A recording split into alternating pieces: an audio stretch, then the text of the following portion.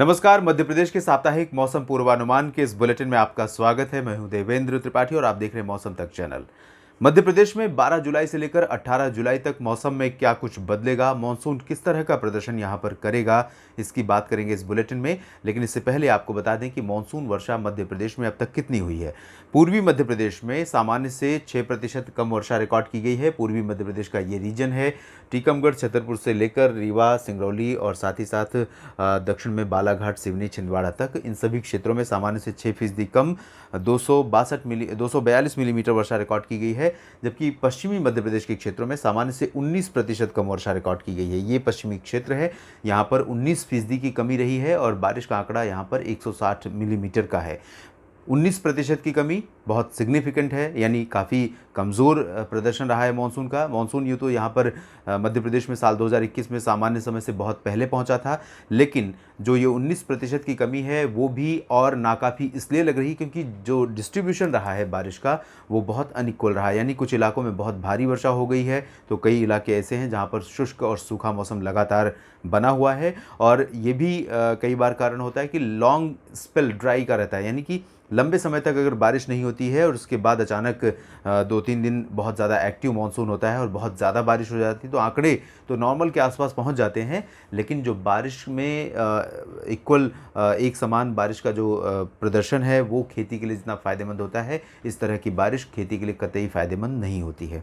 तो ये स्थिति अब तक रही है। फिलहाल अगर हम मानसून की संभावनाओं की बात करें 12 जुलाई से लेकर 18 जुलाई के बीच मध्य प्रदेश के ऊपर, तो मध्य प्रदेश पर इस समय पूर्वी हवाएं चल रही हैं बंगाल की खाड़ी की तरफ से, क्योंकि एक लो प्रेशर सिस्टम उत्तरी तटीय आंध्र प्रदेश और इससे सटे दक्षिणी तटीय ओडिशा के पास बंगाल की खाड़ी पर बना हुआ है और इस सिस्टम से एक विंड शेयर जोन बना हुआ है मध्य भारत के भागों तक। और इन स्थितियों के बीच अनुमान यह है कि अगले 72 घंटों तक मध्य प्रदेश के ऊपर हवाओं का प्रभाव मुख्य रूप से पूरब की दिशा से रहेगा। बंगाल की खाड़ी की तरफ से मॉइस्चर आएगा और बारिश की गतिविधियां कुछ जगहों पर हल्की से मध्यम हो सकती हैं। बहुत भारी वर्षा और बहुत अधिकांश इलाकों में होने की संभावना नहीं है।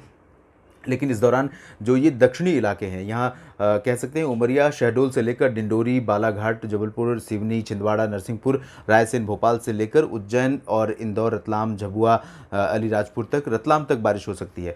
और बाकी जो उत्तरी क्षेत्र होंगे इन भागों में 12 से लेकर 12, 13 और 14 जुलाई के बीच में हल्की वर्षा से ज़्यादा की संभावना फिलहाल नहीं नज़र आ रही है। हालांकि 1-2 स्थानों पर मध्यम या तेज़ बारिश का झोंका भी आ सकता है। ग्वालियर संभाग और आसपास के हिस्सों में लाइटनिंग स्ट्राइक डेवलप हो सकती है, थंडरस्टॉर्म के साथ। लाइटनिंग स्ट्राइक के साथ कुछ स्थानों पर इन भागों में इस दौरान 12, 13 और 14 जुलाई के बीच में कहीं कहीं पर तेज़ वर्षा भी हो सकती है, लेकिन इसकी संभावना जो है वो बहुत कम है। उसके बाद 15 जुलाई से अनुमान है कि अरब सागर की तरफ से हवाएं चलेंगी और अरब सागर की तरफ से जो दक्षिण पश्चिमी हवाएं आएंगी मध्य प्रदेश के ऊपर, वो हवाएं थोड़ा ज़्यादा इंटेंस होंगी और ज़्यादा उनकी क्षमता होगी, जिस वजह से ज़्यादा बादल 15 जुलाई के बाद बनने शुरू होंगे। 16, 17 और 18 जुलाई में अनुमान है कि समूचे मध्य प्रदेश पर बारिश की जो इंटेंसिटी है मानसून वर्षा की वो थोड़ा सा इंक्रीज कर जाएगी और कुछ स्थानों पर इस दौरान भारी वर्षा भी हमें देखने को मिल सकती है।